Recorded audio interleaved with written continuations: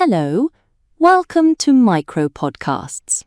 Good morning, sunshine. Or should I say, good morning to those of you who have actually managed to peel yourselves away from the magnetic pull of your mattress. Welcome to another episode of The Daily Grind. I am your host, Mara, and I am joined today by my dear friend and co-host, Mr. Robert, who, well, Robert, you look like you just went 3 rounds with a heavyweight champion. That is a very accurate description, Mara, though the champion in this case was a small rectangular device known as my smartphone. I feel like I have been in a literal boxing match with my alarm clock since 6 a.m. Every time it beeped, I gave it a solid left hook to the snooze button. And now, here I am at 9 a.m., wondering where my life went. The eternal struggle. It is the battle of the ages, isn't it? The snooze button, that tiny little digital button that promises us just a few more minutes of heaven, but usually delivers a one-way ticket to grogginess. Why do we do it to ourselves, Robert? Why is that extra 9 minutes so intoxicating? It is the sweetest lie we ever tell ourselves.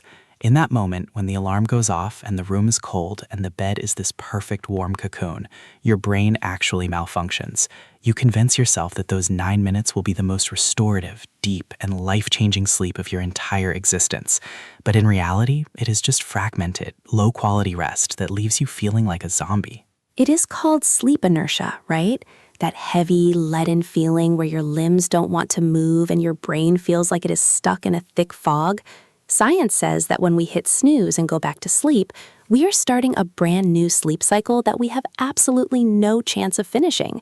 It's like starting a movie and being forced to turn it off after 5 minutes, every single time. Exactly. You are teasing your brain.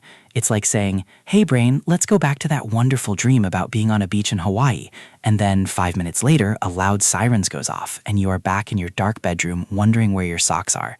It is psychological torture, Mara. And yet, I do it every day. I am a repeat offender. I want to talk about the partner battle aspect of this, because I know for a fact that you are not living alone. How does your wife feel about the fact that your alarm goes off at 6 a.m., but you do not actually vacate the premises until 7:15? Oh, it is a point of major domestic tension. She is one of those one-and-done people. She hears the alarm, she sits up like a soldier, and she is in the shower before I have even realized my own name. Meanwhile, I'm over there hitting snooze for the 4th time. She says it is like living with a ticking time bomb that never actually explodes. It just keeps resetting itself. That sounds like a nightmare. Imagine being a light sleeper and having to endure someone else's 9-minute intervals of annoying radar ringtones. I think I would have to move to a guest room. There has to be a better way. Have you tried the phone across the room trick? I have, and let me tell you, I have become remarkably adept at walking across a cold hardwood floor while completely unconscious. I will literally get out of bed, walk to the dresser, silence the alarm, and crawl back under the covers without ever actually waking up. My body has developed a survival instinct to stay in the warmth at all costs. You are like a sleepwalking ninja. But seriously, Robert, we need to find a solution for the listeners who are struggling with this.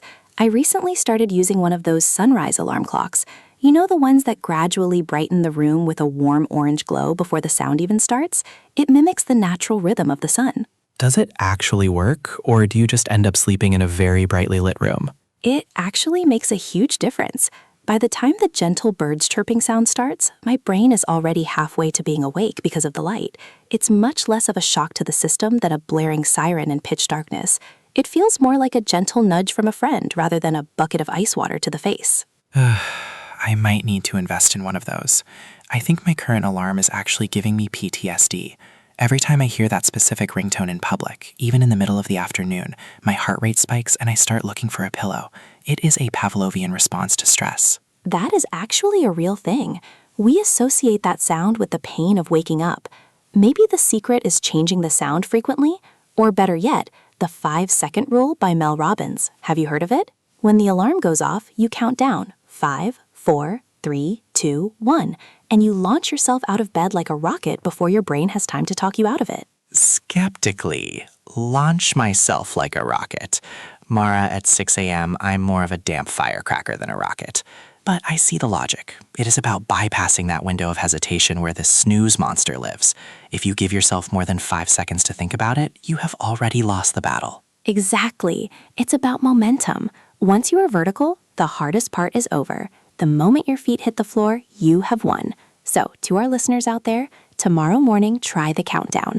Don't let the snooze button steal your morning peace. Robert, are you going to try it tomorrow? You know what? Yes, I am going to try the countdown. 5, 4, 3, 2, 1, and I will be standing up. Hopefully I won't trip over the dog in the process, but I am reclaiming my mornings, Mara. No more snooze-induced delirium for me. I love that energy. We want to hear from you, listeners. What is your alarm snooze horror story? Do you have a secret trick to get out of bed? Tag us on social media and let us know. Until tomorrow, keep your eyes open and your feet on the floor. This has been The Daily Grind. And if you see me napping at my desk later, please just bring me a coffee. Goodbye, everyone.